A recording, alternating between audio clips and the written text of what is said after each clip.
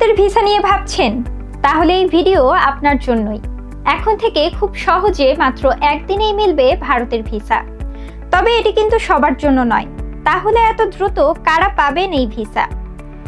একদিনে ভিসা পাওয়ার সুবিধা কেবলমাত্র ভারতে যারা চিকিৎসা নিতে যাবেন তারাই পাবেন।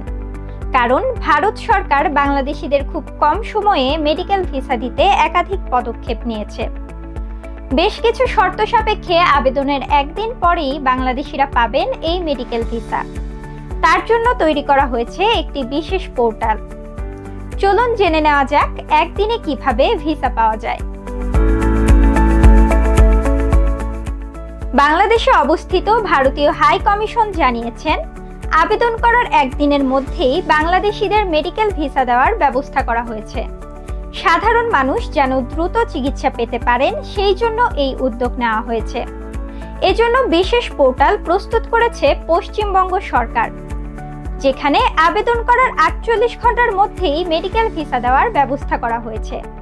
ওই রাজ্যে চিকিৎসা নিতে আসা বাংলাদেশিদের দ্রুত ভিসা দিতেই এই নির্দিষ্ট পোর্টাল চালু করা হয়। দেশটির কর্মকর্তাদের মতে, ভিসার প্রক্রিয়া সহজ হলে বাংলাদেশ থেকে আরও মানুষ এই রাজ্যে চিকিৎসা নিতে আসবেন। বাংলাদেশ ছাড়াও এই পোর্টালের সুবিধা নিতে পারবেন নেপাল এবং ভুটানের বাসিন্দারা।